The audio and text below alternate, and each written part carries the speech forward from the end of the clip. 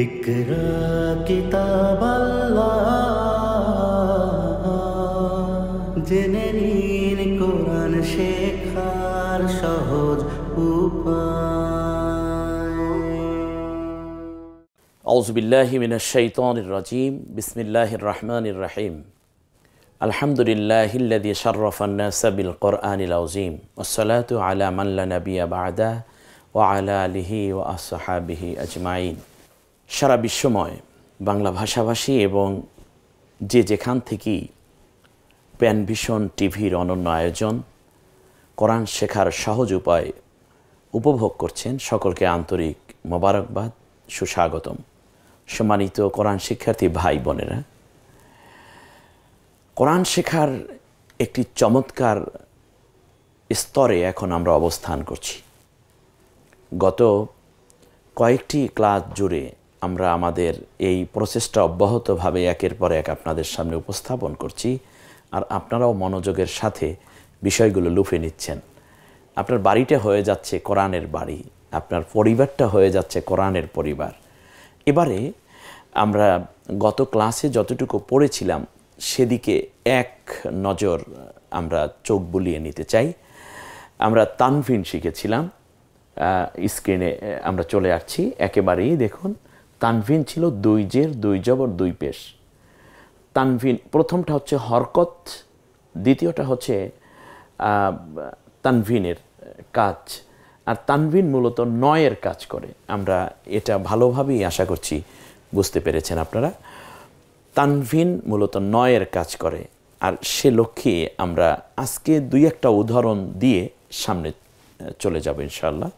আজকের ক্লাসে আপনাদের একটি পরীক্ষা আছে, তার সাথে সাথে আছে যজম শিক্ষার একটি চমৎকার আয়োজন। আমরা দেখি আজকে যে হরফ বাক্য শব্দ দুটি ইতিমধ্যে স্ক্রিনে চলে এসেছে। একটি হচ্ছে দেখুন, প্রথমটি কি কি আছে এখানে, রয়ে খাড়া জবর দেয়া আছে। তাহলে রকে খাড়া জবর দিলে তো স্বাভাবিকভাবে র হয়ে যাবে, কারণ র এমন একটি হরফ, ওই যে 8টা হরফের একটি, যার উপর জবর দিলে একই থেকে যায়। আমরা এই রা তো বলবো না, বলবো র। যদি সাধারণ জবর থাকতো তাহলে বলতাম র, আর যেহেতু খাড়া জবর এর জন্য বলবো র, একটু টেনে বলবো। তারপরে হচ্ছে ফি, এটা হরকতের উচ্চারণ তাড়াতাড়ি করিতে হয়। ই বলবো, এক জেরে হলো ই, আর পরে যে দুই জের দেয়া আছে ইর সাথে একটা নযোগ করে দেবো, ইন, র ফি ইন। এই তো আলহামদুলিল্লাহ। পরের হরফটা হলো শব্দটি হলো র কি বুন। বুন হলো কেন, বকে এক জবর দিলে, এক পেশ দিলে হয় বু, বকে এক পেশ, পেশ মানে রস্যুকারের কাজ করে। বকে একটা রস্যুকার দিলে বু, আর দুইটা দিলে বুন, বুর সাথে ন যোগ হলো। তাহলে কি হলো, র কি বুন, র কি বুন। আমরা ঠিক আপনারা বুঝতেছেন কিনা এবং আপনি যা ভেবেছেন সেটাই হয়েছে কিনা, এজন্য আমরা এবার স্ক্রিনে উচ্চারণটা দিয়ে দেওয়ার চেষ্টা করেছি। একটু দেখুন, হ্যাঁ, প্রথমটা, দ্বিতীয়টি, আলহামদুলিল্লাহ। আমরা পরেরটায় চলে যাচ্ছি, যেমন কিতাবিন, আরেকটা হচ্ছে মাজিদুন। এবার উচ্চারণ দুটো একটু দেখুন, বিন দুন, দু আর সাথে ন যোগ, দুন। একটু মাথায় নেয়ার জন্য একেবারে ছোট্ট পড়া, আপনি একটু খেয়াল করে দেখুন। তাহলে আমরা যদি বলি বা দুই জের বিন, এটা কিন্তু খুবই কষ্টের ব্যাপার। বা একটা বা, তাহলে বাংলায় লিখলে বয় আকারের মতো। দুই জের দিলে বিন, এটা পড়া বড় মুশকিল। আপনি বাটাকে ব চিন্তা করুন, একটা জের দিয়ে বি আর দুইটা জের দিয়ে বিন, যেটা আমি বলছিলাম কিতাবিনের বা নিয়ে কথা বলছিলাম। এরপর ক, এটা কাফ ঠিক আছে, কিন্তু হরকতের আসার কারণে স্বাভাবিকভাবেই মানে এটাকে ক হয়ে গেছে। তাহলে ককে আমরা দিয়েছি রস্যিকার, অর্থাৎ কি। তকে খাড়া আকার মানে তা, তারপরে বিন, কিতাবেন। মা মানে মিম, মিমের একক হলো ম, তাকে একটা আকার দিয়ে একটু ডট ডট দিতে হবে, মানে একালিপ টেনে বলতে হবে। মা, জিমের একক জ, তাতে রস্যিকার জি, মা জি। তারপর দু একটা পেশ দিয়ে দু, পরেরটা দিয়ে দুন, মা জি দুন। এবার দেখি উচ্চারণগুলো ঠিক আছে না কিনা, দেখুন তো। কি তা বিন, মা জি দুন। দেখুন, এরপরে আমরা যে পর্বটা আপনাদের জন্য রেখেছি এটা হচ্ছে আপনি হরকত লাগিয়ে আপনি এটাকে কাঙ্ক্ষিত উচ্চারণটা বানিয়ে দেবেন। যেমন র, খি, লুন, তিনটা হরফ শব্দ আমরা এখানে দেখতে পাচ্ছি। র, খি, লুন। রকে খাড়া জবর দেন, খকে রস্বীকার দেন, রস্বীকার মানে জের। এরপরে লুন মানে লকে রস্যু করে একটা দিলে হবে লু, আর একটা দিলে লুন। ব্যাস। আরেকটা মজার ব্যাপার, তানবিন কখনোই একটা জবর আর একটা পেশ মিলে কখনো তানবিন হয় না। দুইটা পেশ হতে হবে, দুইটা জের হতে হবে, দুইটা জবর। অর্থাৎ জবর থাকলে দুইটাই জবর হবে, জের থাকলে দুইটাই জের, পেশ থাকলে দুইটাই পেশ। অর্থাৎ এটা চেনাও খুব সহজ। এখন আমরা একটু একটু দেখি তো উত্তর পর্বে। র মা দ নুন, হ্যাঁ, হা জিন। একটু খেয়াল করি তো কেমনে বানালে হবে। এবার দেখুন র, এরপরে কি খি, তারপরে লুন। দেখুন কি চমৎকার করে। এরপর রমাদানুন কেমনে হলো একটু খেয়াল করুন। এই যে দেখুন এভাবে স্ক্রিনে দেখুন, খুব নজর দিয়ে আপনি একটু একটু করে দেখুন। ইচ্ছে করলে আপনি স্লো মোশন করে আরও ইজিলি আপনিও আপনার মতো করে বানিয়ে নিতে পারবেন। এরপর দেখুন হা জিন, চমৎকার।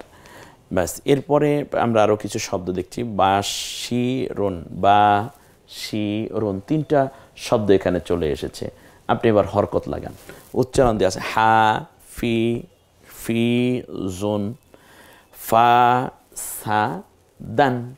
এবার দেখুন তো পারেন কিনা এটা বানাতে। হ্যাঁ, বা বা বানাতে হলে কী করতে হবে? বকে কি স্বাভাবিক জবর দিবেন নাকি খাড়া জবর দিবেন, এটাই আপনি এখন চিন্তা করুন। বা শি, স তো আছে এখানে, শিনের স, সটাকে শি বানান।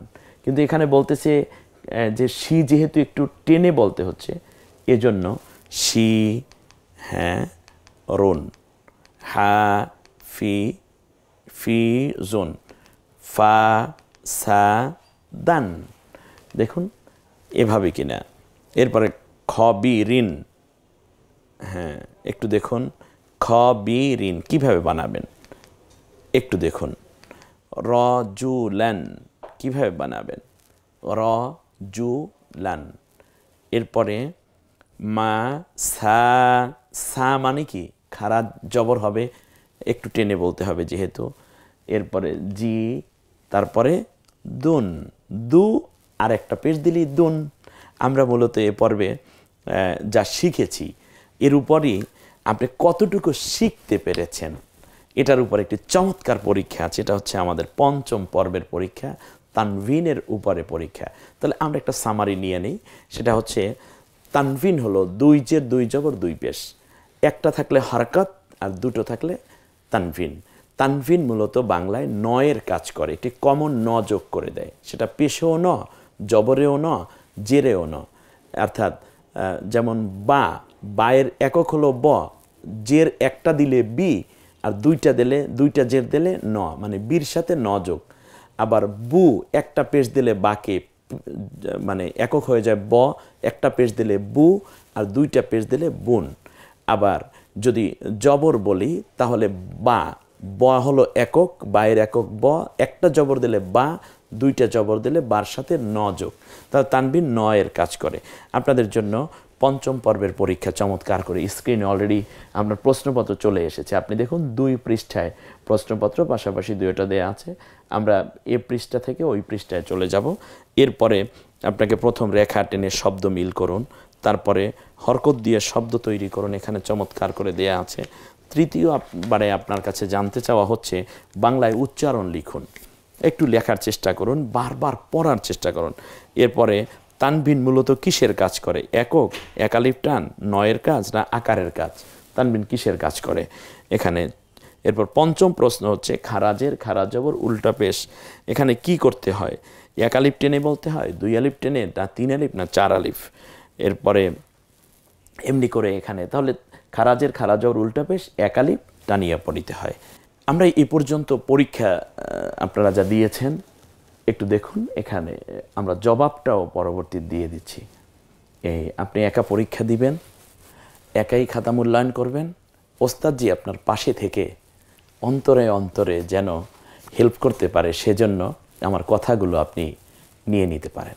আমরা এই জায়গাটিতে আরেকটি দৃশ্য উপস্থাপন করতে চাচ্ছি, যেই জায়গাটিতে শিক্ষার্থীরা একটু বিব্রত হন। আমরা ওই চিন্তা মাথায় রেখে আপনাদের বিব্রত হওয়ার কোনো কারণ যেন না হয়, সেজন্য তানভিনের আরেকটি ক্ষেত্র তৈরি করেছি। একটু খেয়াল করে দেখুন, এই 5টি হরফ একটু তাকাই দেখুন, স্ক্রিনে চলে আসুন। 5টা হরফ, এই 5টি হরফ, একটি হচ্ছে আলিফ, আরেকটি হচ্ছে আইন, হামজা, ওয়াও, ইয়া। এই 5টা হরফে যখন কোনো হরকত হয় তখন কি রকম হয়? যেমন আলিফের উপর জবর দিলে আ, আইনের উপর জবর দিলে আ, এরপরে হামজার উপর জবর দিলে আ, ওয়ার উপর জবর দিলে ওয়াই থেকে যায়, আর ইয়ার উপর জবর দিলে ইয়াই থেকে যায়।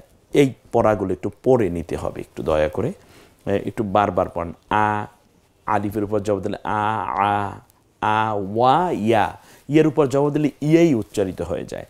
এরপরে ঠিক খাড়া জবর দিয়ে আমি দেখানোর চেষ্টা করেছি। দ্বিতীয় লাইনটি দেখুন, আ, আ, এরপরে আ, আইনটা গলায় চাপ দিয়ে হামজাটা ছেড়ে দিয়ে, এরপরে ওয়া, ইয়া, খাড়া জবর দিয়ে, এরপর 2 জবর দিয়ে আমি দেখানোর চেষ্টা করেছি। এবার দেখুন একই সাথে তিনটা, যেমন আন, আন, আন, ওয়ান, ইয়ান। এটা কেন? তার কারণ হচ্ছে অন্যান্য হরফের ক্ষেত্রে এরকম হয় না, যেমন ইয়ের উপর জবর দিলে ইয়েই থেকে যায়, অথচ বার উপর জবর দিলে ব, তারপর উপর আকার হয়। এত মানে গভীরে না গিয়ে আপনি শুধু এই শব্দগুলো একটু কয়েকবার উচ্চারণ করে যান, তাহলেই যথেষ্ট হবে। উ, আলিফের উপর পেশ দিলে উ, আইনের উপর পেশ দিলে উ, হামজার উপর পেশ দিলে উ, ওয়ার উপর পেশ দিলে উ, এরপরে ইয়ার উপর পেশ দিলে ইউ, ইউ, ইয়া পেশ ইউ। ঠিক ওটা কি আবার যদি উল্টা পেশে নিয়ে আসি, উ, উ, উ, যে উ, এরপরে ওয়ার উপর পেশ দিলে উ, ইয়ার উপর পেশ দিয়ে ইউ, এরপরে তানভিন দিলে কি হবে, মানে 2 পেশ দিলে কি হবে, আলিফের উপর 2 পেশ উন, উন, আইনের উপর পেশ দিলে উন, তারপরে হামজার উপর 2 পেশ দিলে উন, হ্যাঁ, এরপরে ওয়ার উপর 2 পেশ দিলে উন, ইয়ার উপর 2 পেশ দিলে ইউন। খুব কালারফুল করে বাচ্চাদেরকে দেখানো হয়েছে। এরপরে ই, ই, ই, উই, ই, অর্থাৎ আলিফের নিচে জের দিলে ই, আইনের নিচে জের দিলে ই, তারপরে হামজার নিচে জের দিলে ই, ওয়ান নিচে জের দিলে উই, এরপরে ইয়ার নিচে জের দিলে ই, ইয়াজের ই। এভাবে আমরা বলতে পারি। এটা খাড়া জের দিয়ে আবার দেখানো হয়েছে, 2 জের দিয়ে দেখানো হয়েছে। একটু উচ্চারণগুলো দেখুন, এবং বাংলায় উচ্চারণ লেখা আছে, একটু খেয়াল করুন। আপনি এই 5টা হরফ একটু শুধুমাত্র জাস্ট একটু চর্চা করে তারপরে কোরআনের ভিতরে ঢুকলে আপনাদের পড়াটা আরও ইজি হবে বলে আমি মনে করছি। এই জন্য এইরকম একটি পর্ব আপনাদের সামনে উপস্থাপন করলাম। যে আল্লাহ রবুল আলামিন আমাদের জন্য কোরআন শিক্ষাকে আরও সহজ করে দিন, এবং প্রত্যেকটা পর্ব যেন আমরা সুন্দরভাবে আত্মস্থ করার মাধ্যমে পরবর্তী যেই পর্বটিতে আমরা আসতেছি সেটা হচ্ছে খুবই গুরুত্বপূর্ণ, এবং এই পর্বেই আমরা শিখব যজম এবং তাসদিদ শিক্ষা, কোরআন শিক্ষার 4র্থ ধাপ এবং চূড়ান্ত ধাপ। এরপর থাকবে মাত্র মাদ, গুন্না, ইকফা ইত্যাদি। এগুলো নিয়ে আমরা ইনশাআল্লাহ গ্রাজুয়ালি তেলাওয়াতের মাধ্যমে ওগুলো সেরে নিব। এই যে ধারাবাহিকভাবে যে পর্বগুলো করে আসছি, প্রত্যেকটা পর্বে আপনি আন্তরিকতার সাথে সম্পৃক্ত থাকুন এবং দেখতে থাকুন। আর প্যানভিশনের এই পর্দায় আমরা 27তম পর্বে উপস্থাপন করব ইনশাআল্লাহ যজম এবং তাসদিদের পরিচয়। যেই জায়গাটিতে আমার অভিজ্ঞতা হচ্ছে 95% কোরআন শিক্ষার্থী ঝরে পড়ে, আর আমরা সকলের জন্যই এই কোরআন শিক্ষার সহজীকরণ পদ্ধতি নিয়ে 2টো হাত বাড়িয়ে আল্লাহ তাআলার কাছে দোয়া করছি, আল্লাহ যেন সকলকে আমাদেরকে ধরে রাখার তৌফিক দান করেন। হবে যজম এবং তাসদিদের ক্লাস, কোরআন শিক্ষার চূড়ান্ত যেই বিষয়টা যা জানলে কোরআন শিক্ষা করা যায় এবং কোরআন পড়া যায়। এই চতুর্থ অধ্যায়ে আমরা ইনশাল্লাহ প্রবেশ করব ২৭তম পর্বে। আমাদের সাথেই থাকবেন কিন্তু, আর বারবার চেষ্টা করতে থাকুন, নিজে দেখতে থাকুন। বই আছে, আর আমাদের তথ্যাদিত আপনাদের কাছে রয়েছি ওস্তাজ, মক্তব এবং আপনার আগ্রহ, এই তিনটা মিলি কোরআন শিক্ষার আলোয় আল্লাহ আমাদেরকে উদ্ভাসিত হওয়ার এই মহান তৌফিক দান করুন। আমিন। আসসালামু আলাইকুম ওয়া রাহমাতুল্লাহি ওয়া বারাকাতুহু।